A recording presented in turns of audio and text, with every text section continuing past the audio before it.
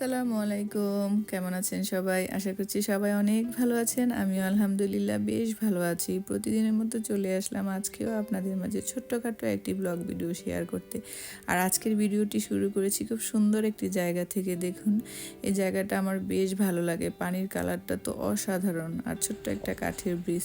তো এখান দিয়ে আমরা গিয়েছিলাম হচ্ছে কেনাকাটা করার জন্য শপিং সেন্টারে।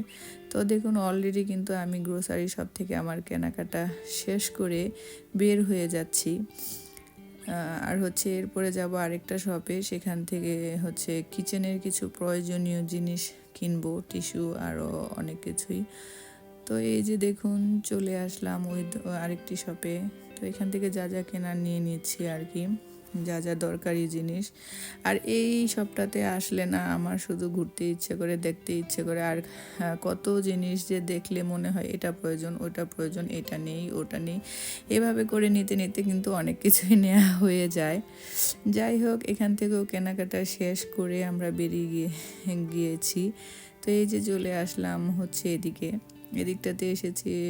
ভাবলাম যে মা ছেলে মিলে একটু ঘোরাঘুরি করি, হাতে টাইম আছে আমার বড় ছেলেরা স্কুল থেকে আসার আগ পর্যন্ত। তো এই যে কেনাকাটা কিন্তু শেষ, সব কিছু শেষ করে বাসায় চলে এসেছি। তো এখানে কিছু কাপড় টাপড় কিনেছিলাম, ওগুলো আর ভিডিও করা হয়নি, শেয়ার করা হয়নি। আমার ছোট ছেলের জন্য, হাজব্যান্ডের জন্য নিয়েছিলাম আর কি। এই আর কি আপনাদের মাঝে একটু শেয়ার করলাম। আর ছোট এই হালকা পাতলা কেনাকাটা করেছি। আমার তো একার পক্ষে ছোট ছেলেকে নিয়ে অনেক কিছু কেনা সম্ভব হয় না, তো কিছু প্রয়োজনীয় জিনিস না কিনলেই নয়, সেজন্য হচ্ছে আমি এবার একাই গিয়েছি। নর্মালি আমি অফ ডেতে যাই আমার ছেলের বাবার সাথে। তো এই যে দেখুন, একটা নারকেল, খুব ইন্টারেস্টিং নারকেল দেখে খুব ভালো লেগেছিল।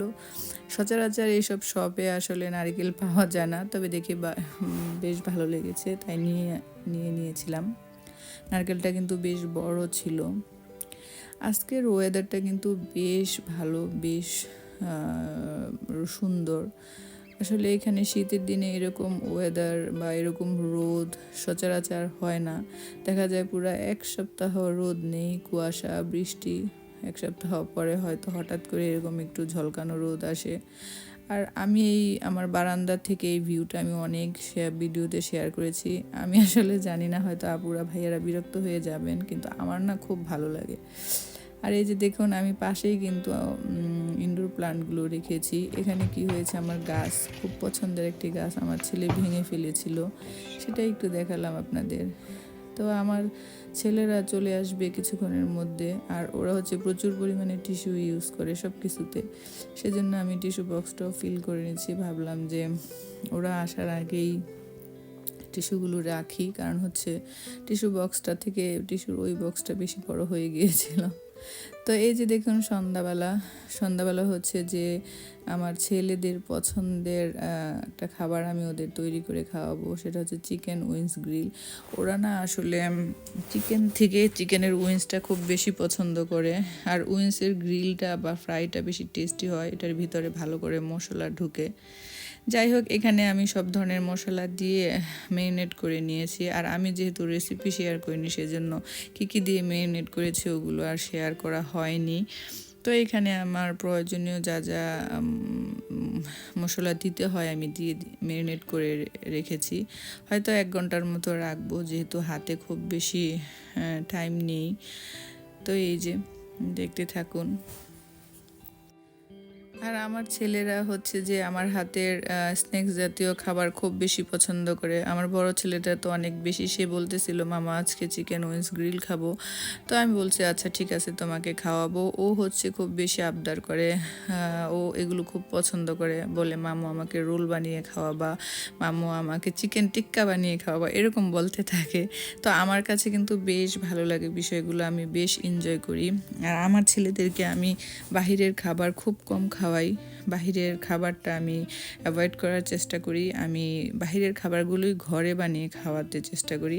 আর ওরা না আমার হাতের খাবার বেশ পছন্দ করে। এই চিকেন উইংস গ্রিলটা যদি আমি বাহির থেকে কিনে এনে দিতাম, ওরা খুব বেশি পছন্দ করে খেত না।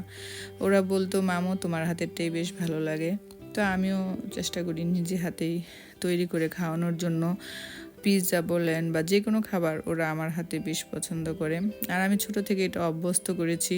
আসলে বাচ্চাদেরকে বাহিরের খাবারে অভ্যস্ত করা ঠিক না। ওরা যখন বড় হয়ে যায় তখন ওরা নিজেরাই দেখা যায় ঘরের খাবার না খেয়ে বাহিরেরটাই বেশি খায়। এরকম আমি অনেক ফ্যামিলিতে দেখেছি, সেজন্য আর কি অভিজ্ঞতা থেকে বললাম। চিকেনগুলো আমি অলরেডি গ্রিল করতে দিয়ে দিয়েছিলাম। এই যে দেখুন অলরেডি গ্রিল হয়ে গিয়েছে। তো এখন হচ্ছে নামিয়ে ওদেরকে দিব। আর আপনারাও সবাই চেষ্টা করবেন ঘরের খাবার খাওয়ানোর জন্য। অনেকেই বাংলাদেশে তো অ্যাভেলেবেল সব জায়গায় সব ধরনের খাবার পাওয়া যায়।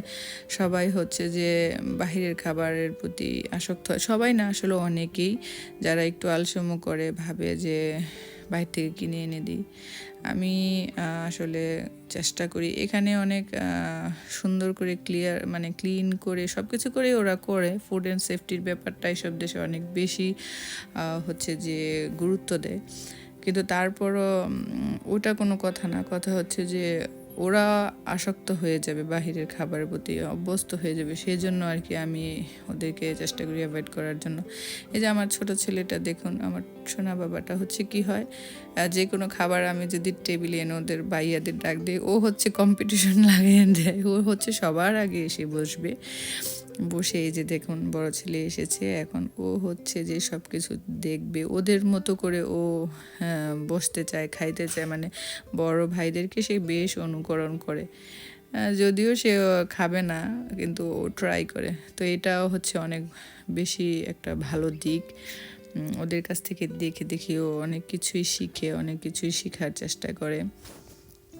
এই তো ওদেরকে এদিকে খাবার দিয়ে আমার আর আমার হাজব্যান্ডের জন্য হচ্ছে যেটা আমরা প্রতিদিন সকালে বিকেলে পান করি, আমাদের এটা খুব বেশি মানে মানে জানি না, অনেকে চায়ের প্রতি কফির প্রতি আসক্ত হয়, কিন্তু এটার প্রতি আমরা দুজন আসক্ত। সেটা হচ্ছে লেবু আর আদার জুস, খেলে বেশ ভালো লাগে।